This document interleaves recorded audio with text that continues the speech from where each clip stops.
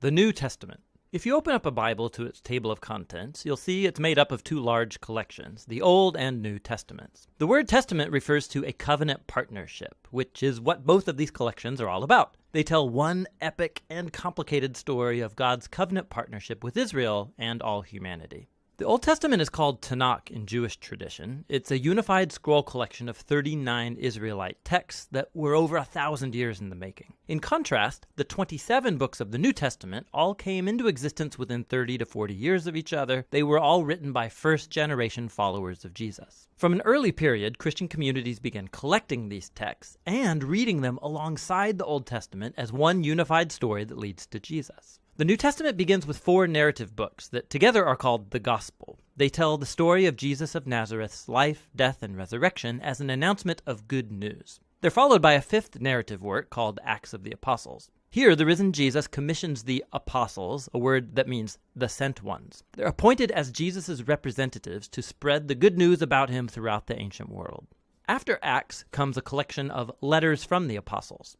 These were written to provide teaching and guidance for local communities of Jesus' followers called churches. There are 13 letters connected to the Apostle Paul, and they're not arranged in the order of when they were written, but rather from the longest to the shortest. Then there's the letter to the Hebrews, written by a close but unnamed associate of the apostles. After this are the letters of James, Jude, Peter, and John. 2 were brothers of Jesus, and 2 were among his first followers. The last New Testament book is the Revelation, a letter to 7 churches that reveals a prophetic word of challenge and comfort to all of Jesus' followers. So those are the books of the New Testament, but what are they about?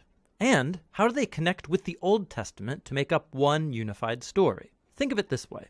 The Bible is one long epic narrative with multiple movements or acts. The Old Testament recounts the first series of acts that give you everything you need to make sense of the story to follow. The core themes and the plot conflict are arranged in design patterns. And then in the New Testament, these are all picked up and carried forward to the story's culmination in Jesus. Let me show you what I mean. The first act is about God and all humanity. God provides a sweet garden temple for humans who are made to be God's partners in ruling the world. But the humans are foolish, and they give in to a dark temptation and rebel against God's wisdom. So they're exiled into a wilderness where they start killing each other. They build cities that spread their selfishness and oppression, leading up to the big bad city of Babylon. But God loves the world and its foolish humans, so he sets in motion a rescue plan by promising the arrival of a new human who will destroy the evil that has lured us into self-destruction. The next act of the biblical story is about God and Israel, and it develops the themes and patterns of the first act. God calls a new humanity out of Babylon into a sweet garden land. Abraham, Sarah, and his descendants, the Israelites.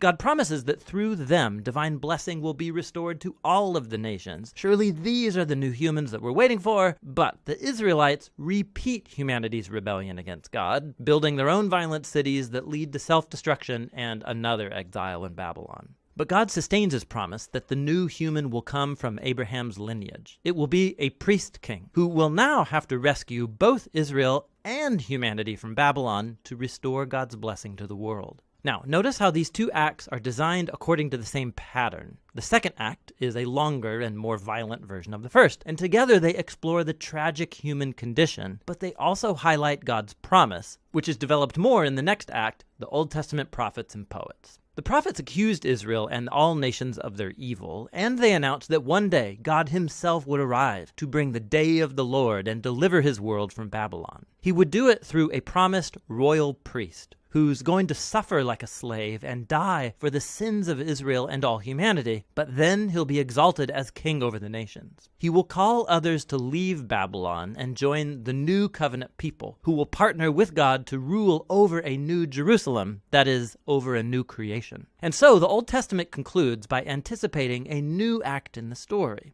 And when you turn to the New Testament, it's the same story, now being carried forward in Jesus. Let's see how. The 4 gospel accounts introduce Jesus of Nazareth, both as the promised son of Abraham who will restore God's blessing to the nations, and also as that new human who will defeat evil and restore humanity to partnership with God. So Jesus is portrayed as a human, and more. He went about announcing the arrival of God's promised kingdom, and he spoke and acted as if he was Israel's divine king. But instead of calling himself king, Jesus referred to himself as the Son of Man, that is, the human one who would act like a servant. The Gospels are making the claim that in Jesus, Israel's God has become the faithful Israelite and the true human that we are all made to be but have failed to be. Jesus' mission was to confront that dark evil that lurks underneath humanity's evil, luring us into selfishness, violence, and death. But how do you defeat that kind of evil? The surprising answer in the Gospels is that Jesus overcame our evil by allowing it to kill him on his paradoxical throne,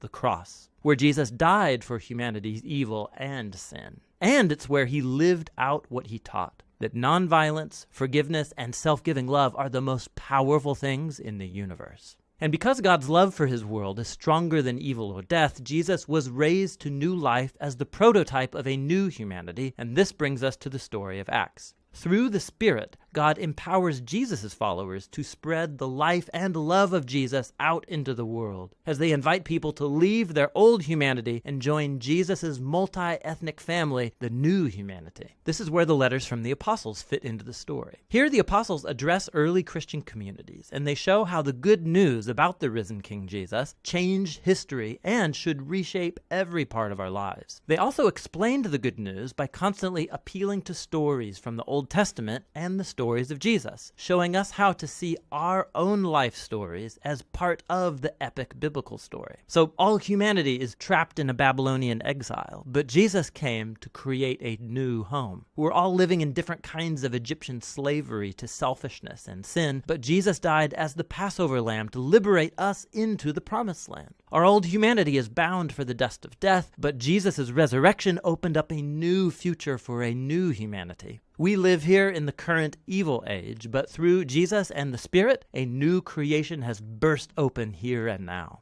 And this leads us to the book of Revelation, where the whole biblical story comes together in powerful symbolism and imagery. Jesus is portrayed as a slaughtered, bloody lamb, who is exalted as the divine king of the world. He's leading his people out of slavery and exile in Babylon, and as they resist Babylon's influence, they may have to suffer alongside their slain leader. But when you follow the risen king, not even death can prevent the dawn of the new creation, which is here depicted as a new Jerusalem garden temple, the true home of humanity after its long exile. And so on the Bible's last page, heaven and earth are reunited, and the new humans take up their appointed task from the Bible's first page, to rule the world together in the love and power of God. The New Testament is a remarkable collection of documents. They represent the testimony of the apostles that points us to the risen Jesus himself. And through God's Spirit, these human words have been speaking a divine word of hope from the 1st century to the 21st.